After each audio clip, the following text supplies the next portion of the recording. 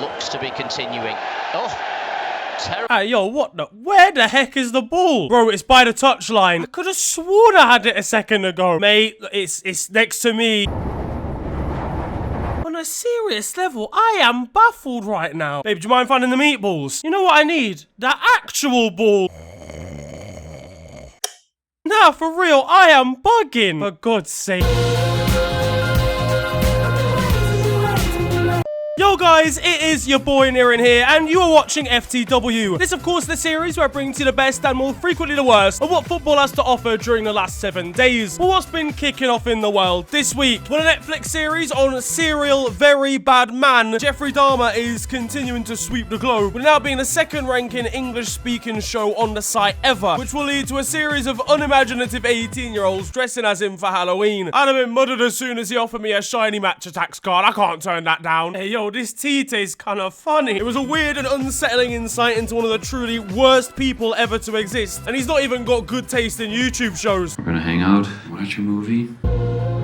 On to the football though now, and fucking, it's 1-0 already. This is just getting out of hand. Oh, how expeditiously instantaneous. In the time it's taken for me to intro this video, Liverpool were 1-0 down against Arsenal. They came back twice, but lost in the end 3-2 to the league leaders. One fan was not even down the stairs on Twitter. To be honest, mate, go back up them. There was barely time to even react. All right, let me just get into the tactical zone, grab that cup of tea and... Are you mental? The only pressing we're doing right now is depressing, mate. It's our worst start to the season in about 10 years. Jurgen Klopp's anger is at a whole new level, judging by his neck veins. That's a medical condition, you know. He's one coffee from the end. And I'm not surprised. Trent Alexander-Arnold should have called in sick. This guy was defending from home. Any request from Alisson to actually help out, and he was not fussed. Please stop. Please stop. Please stop. Why is he still going? His mum's gonna ask whether he's going to the World Cup, and his response is gonna be pretty clear-cut. He was 1 versus 4 for the first goal, so I'll actually allow him on that one. But a run for the second to leave the box completely open is criminal. Will the defense now speak? Now, look, Trent, we both know you can't defend, mate. I've been harsh on him, and it's been a tough situation for Trent recently. And to be fair, Joe Gomez coming on at half-time was no better. Gabriel Martinelli jumped into the stands to dribble past him one more time after his substitution. Meanwhile, Luis Diaz saw that we've got Man City next and injured himself to get out of there. His interview ahead of this weekend was pretty telling. I'm not gonna be here. Darwin Núñez set himself up with this celebration. Meanwhile, I'm getting on with writing an open letter to Sadio Mane to come home. I do feel like Gabriel got away with this handball shout for an early penalty, but Arsenal fans will be delighted once more. They outplayed us, and the hype train is still going for them. Yeah, now, you know what? I take the victory away from them. Speaking of Bukayo, and he scored the decisive penalty in this one in the second half. Jurgen couldn't watch the spot kick, but it still went in anyway. For God's sake, let me at least get a drink. Another one! I'm pretty sure Arsenal players are injecting themselves with their new energy drink, to be honest with you. The secret ingredient is crime. Everton fans were watching this one outside of a house on their way to the Manchester United game, and they were pleased to see Liverpool losing. It's a shithousery award for Toffees fans. And of course, there was the issue between Jordan Henderson and Gabriel, who seemed very distressed by something that Jordan had said to him. Now, there's been a lot of rumours going around on social media, and whilst you can't actually hear anything that's said, and whilst the respective managers' reactions were very, very interesting, I think it's important to hear back about what is said, because Jordan's clearly said something. In the meantime, very much hoping that Liverpool can actually find some kind of form. Now, in Spain, and there's the confusing story of Iker Casillas, who, out of the blue, tweeted that he was coming out as gay this week. That was then followed by his Spanish teammate and Barca legend Carlos Puyol replying, saying, "Tell them about our story." What do you mean by that? The tweet was then deleted, and Iker said that he was apparently hacked. Was he hacked by a 12-year-old or something? Yes, my extremely comedic and clever master plan. Carlos Boyle must have been caught a little bit off guard by the hacking development. His wife is going to be confronting him on the matter. Good morning. Morning to you. Why are you gay? Makes you wonder, really, when Carlos was seeing Iker back in the changing rooms in Spain, what exactly was he thinking? In that position, I just have to smash it. Or seeing him on the other side of an El Clasico kickoff, for example. I, for one, hope they were going full Wattpad mode. Now, look, I'm being a fool. I'm sorry. Jokes aside, outside of the funny, Twitter situation, the original report was that Iker Casillas had said this as a sarcastic joke or something, because a lot of people have been saying that he's been flirting with a lot of women. To be honest, I kind of think that is true, and Iker, bro, you're 41 years old. The broader effect that this has on gay footballers that haven't yet come out could be quite huge, because they'll have seen the reaction that it's got online, and it might have put them back a few years. So I hope it doesn't deter any footballers who are thinking of making that announcement. Over in the Champions League though now, and Chelsea beat Milan once again, taking a 2-0 victory away in Italy. The goals in this one came from Pierre-Emerick Aubameyang and a Jorginho penalty, and that penalty represented controversy in this one, with a soft foul being given against ex-Blue Fikayo Tomori, as well as a red card for his troubles. Fikayo can't have been happy, sat in the dressing room discussing this one with the kit man afterwards. That is outrageous. It's so disrespectful to the establishment. We've got live scenes of how the referee viewed the incident. And to be honest, it made sense, because as soon as a player stood within 8 cubic yards of an opposition, this ref was dishing out the cards. Gareth Southgate will have no hesitation in dropping him from the World Cup squad, having watched 0.6 Serie A games all year. Tomori, bro, if I was you, I'd just walk back on, because this decision was outrageous. Unless it's all an inside job, and Fikayo's linking up with his Chelsea mates afterwards. Mason Mount was quick to ask him to go for a drink after securing Chelsea's victory. I would appreciate it if we didn't do anything next week, but in reality, we probably will. And you will phone me on Wednesday or we'll do a bit. Fikayo and Olivier Giroud's highlights upon return to Chelsea were not too great, and Olivier was emotional saying goodbye to the Chelsea staff at Milan Airport, but you're still fuming if you're Milan, I can't lie. And Sandro Tonali was not best pleased. Dobbiamo guardare il resto della partita, che abbiamo comunque provato a tirare fuori quello che avevamo dentro, a giocare con... Jorginho laughing whilst he listens to Sandro Tonali rant about VAR and refereeing decisions. It's a shithousery award for the Chelsea midfielder. We've got live scenes of Chelsea bribing the referee before kickoff. I've got 50p.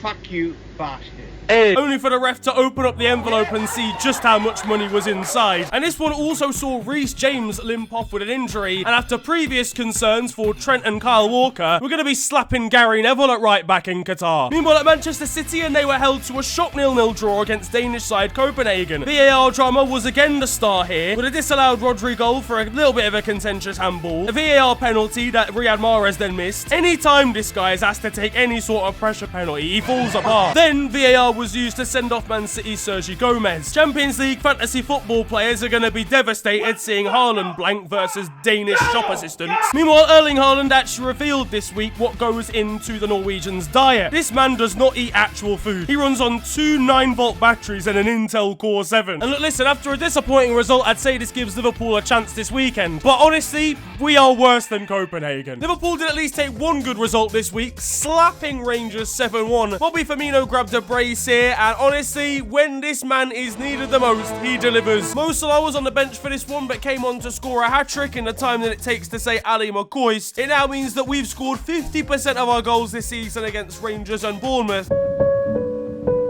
Darwin Núñez grabbed a goal here as well. He'll be trying to solo run against City now. His confidence is high, but I don't know how it'll go for him. Barcelona and Inter Milan played out a group stage classic, with the final score 3-3 here. Gerard Piqué thought he was safe for Nico Barella's goal. Turns out he wasn't. This result now means that Barcelona are almost guaranteed to be in the Europa League group stages. And it's no surprise with this defensive line. This isn't a line, this is a defensive connect the dots. Them versus Sevilla, it's the UEL Clasico. And a quick shout out to Club Brugge, who against all the odds have basically won their group with some pretty established names in. Diego Simeone will be confused seeing they're on 10 points and not 10 goals conceded. At PSG, and Neymar's copying a celebration.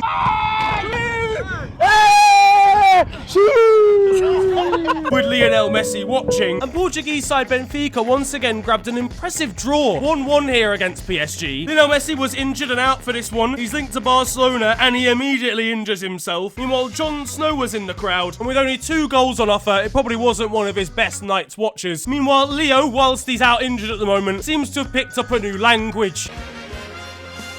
Messi ki moshi. 私はヤギです。 It was drama at Real Madrid, who spent a lot of their night against Shakhtar trailing. But at last minute, brave Antonio Rudiger header earned them a point. His IG story confirmed that he was in fact alive. One Real Madrid fan was caught celebrating when he probably shouldn't have been. And last minute against the Ukrainian side, have they already not been through enough? Whereas Juve didn't mount a comeback versus Group Minnows, losing 2-0 to Maccabi Haifa. Dusan Vlahovic wasn't listening when Allegri started giving out orders. Meanwhile, this picture of Paul Pogba and Charles Leclerc, now I understand why the Italian side's wheels came off. Tottenham dramatically beat Frankfurt 3-2, but Heung-min Son was distracted by one of his teammates' kids. Whilst that was all going on TV, and Thierry Henry, Mika Richards and Jamie Carragher were creating television heritage, with a game show giving clues on a player's career and them having to guess whose career was being described. They managed to trick Thierry beautifully. I was Arsenal's top scorer 6 seasons. Hi, my name is Thierry Henry. Incorrect. -10.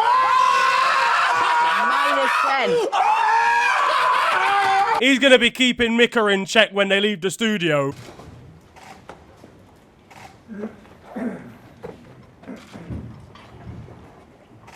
Back in the Premier League though, and United returned to winning ways with a narrow victory over Everton. David De Gea played well, and Lisandro Martinez was the first to congratulate him on Insta, saying, "You're so good, bitch." I really hope that's the motivation that he provides in the dressing room as well. Yes, you work it, bitch. Yeah, I can't lie, we've all noticed something in the changing room, and it's that Lisandro is acting really differently right now. It's giving 3 points. Okay. He's the height of a bad bee, and now he's talking like one as well. The big story though to come out of this one was Cristiano Ronaldo reaching 700 goals in club football. A sensational achievement and shows off a phenomenal career. Pele's going to be in his grandson's playground trying to up his tally. Meanwhile, Big Ron brought out a brand new celebration here, though Everton fans were not impressed. He'll be back in the team at the expense of Marcus Rashford, and he doesn't give a fuck. I don't give a about your kids. Meanwhile, Luke Shaw will be getting a special dinner in for the occasion. Lamb boner, prawn boner, mushroom rice, bag of chips, key manan and 9 poppadoms. Leicester celebrated their 4-0 win over Forest by losing 2-1 to Bournemouth. Brendan Rodgers avoided job centre for a seemingly small amount of time. We're back in it, you know, we're back in it, you twats. Oh, for fuck's sake! Ilkay Gundogan's wife apparently hates Manchester restaurants. Pep Guardiola actually owns one and took it pretty personally. Ilkay's not going to be getting too much game time till his wife enjoys Pep's mushroom risotto. Though knowing Guardiola, he'll be doing some mad formation in the kitchen, playing waitresses in a 3-2-1-4. One fan pictured himself watching Erling Haaland score against Southampton in row Z of his own house. Roy Keane was out watching some live sports when a fan came up to him asking for a picture. His response was very Roy Keane. Meanwhile, Alexander Zinchenko was also snapped in his natural habitat in Nando's getting it on. The extra hot represents the sauce, big man, not what you're meant to do at the table. Lucas Paqueta was turning on the style in the Europa League at West Ham, and Aaron Cresswell was loving it. Meanwhile, one gentleman of a West Ham fan was helping someone get up an escalator when it all went wrong.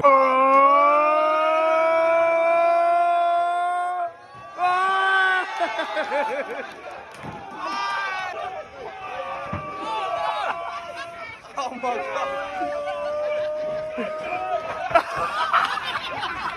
Meanwhile, a video of Pierre-Emerick Aubameyang talking about Arsenal and Mikel Arteta surfaced this week, saying that the young players won't answer back to him and that's why they're successful. You use this video as your inspiration, lad. In Spain now, and Vinicius Jr. is meeting some fans.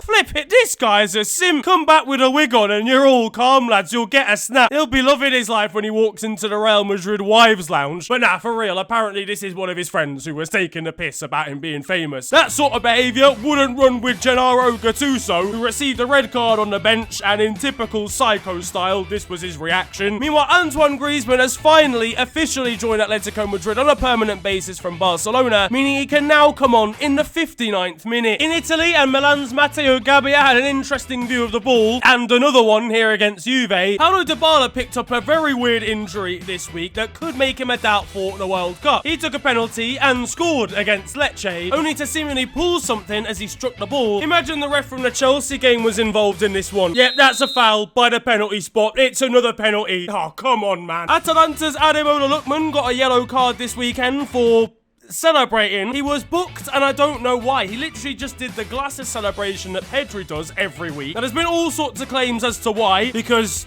Italy. At the very least, the referee had a bet on the other team to score first. Meanwhile, in France, and Sergio Ramos received his 28th red card of his career versus Rhyme. To be fair, it was outrageous. He literally just started talking and got sent off. Alright, look, listen, ref. Nah, you're done, mate. Borussia Dortmund versus Bayern Munich was a classic in Der Klassiker, with a 95th minute equaliser from Anthony Modeste, and a brilliant reaction from Bayern's Oliver Kahn to match. But now it is time for our goals of the week, and we've got some more beauties for you here. Over in the second division of Polish football, and GKS Tychy's Jan Bieganski caught a goalkeeper off his line from his own half. There's a similar goal coming from the MLS, but a mental 38 seconds of football that precedes it, with a Charlotte player trying to lob the goalkeeper from his own half to then receive the same treatment back and then some. I like it. It's not something I would expect to see from him. I was talking about balance. You have to win the game. Against the they can draw. So next score is a big deal, right? So that's where it's like A little bit of cat and mouse. How do you... Oh.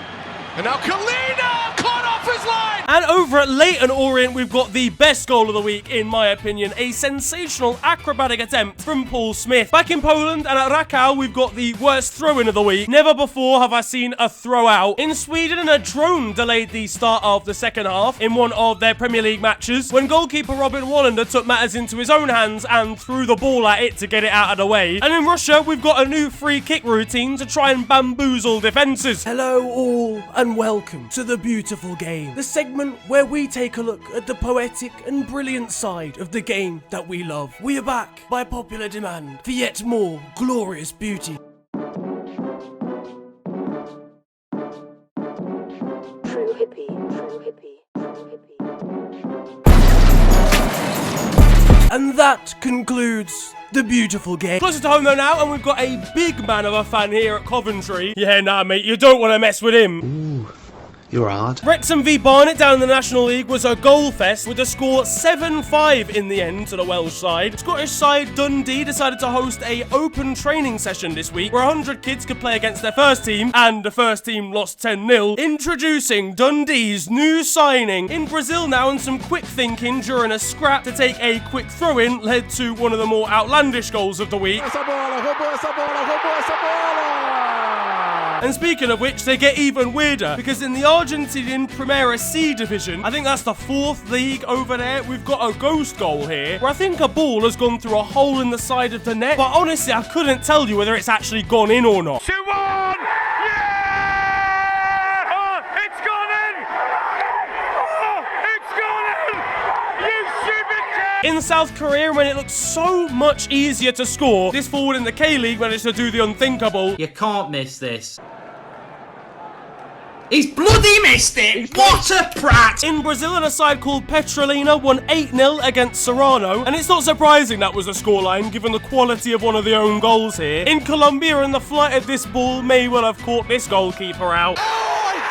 Meanwhile, have you ever seen a skillful Jogo Bonito referee? No? Well, now you have. In South Africa, of course it was South Africa, where everybody knows how to do unnecessary skills, including a man holding the whistle. We've got a futsal tackle leading to a slightly difficult wardrobe malfunction. FTW's globe-trotting antics continues with, I think, another debutant in the Central American country of Belize, where we have, honestly, probably one of the worst goalkeeping howlers I've ever seen. Somebody check this man's betting slips afterwards. This is huge! This is massive! This is not a child, this is a man with a mortgage and 4 kids. And playing a 1-2 with the crossbar is always pretty impressive, even when it's using your head. Now though, it's time for the moment you've all been waiting for, because over in Romania, this week we have a story or something that's happened that honestly could only happen in Romanian football, I think. Because down in the second division and at Dinamo Bucharest, Julian Rozu wants to make an impact. He's starting on the bench, and in the 83rd minute, he has his chance to do just that, replacing his namesake, Nelut Rozu, for him to then be sent off 1 minute later. This guy came on for someone with the same name and got sent off a minute later. Impossible.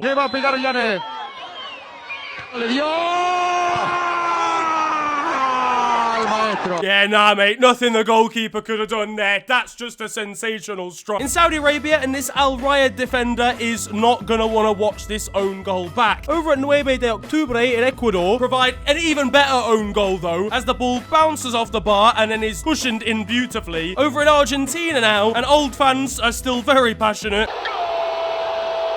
Hearts' Craig Gordon stumbled at the worst possible opportunity whilst in goal against Kilmarnock in Israel, and I don't know what these lot have done to provide 25 minutes of injury time. In Uruguay, and Peñarol fans are making use of the banners that they've got in the crowd. Meanwhile, in Brazil and at Corinthians, and if someone pushes my hair to cover a bald patch whilst I'm having an argument with someone, I'm going down for 12 to 15 years. That is a shithousery award.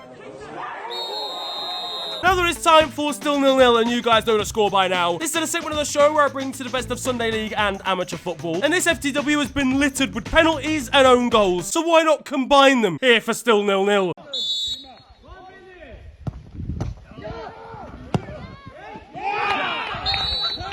On to the weird stuff though now. Australia's under-17s faced off against the North Marina Islands under-17s, and the final score was a relatively resounding 23-0. In Hungary, an under-19s coach is being investigated by the Hungarian FA because he verbally abused his players after one of them scored an own goal.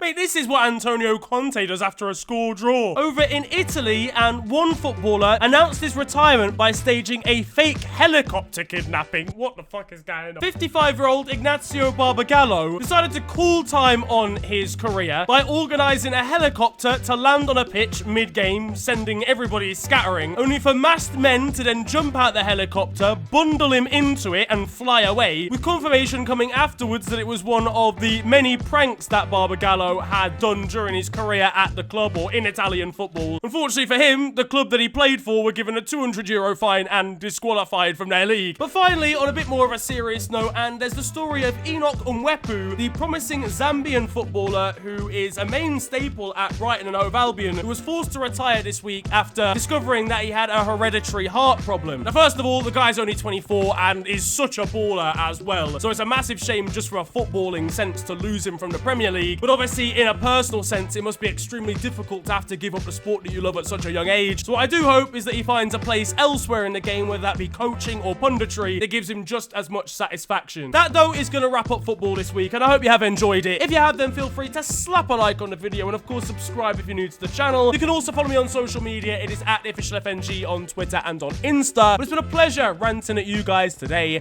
Have a wonderful day, enjoy yourselves, and goodbye.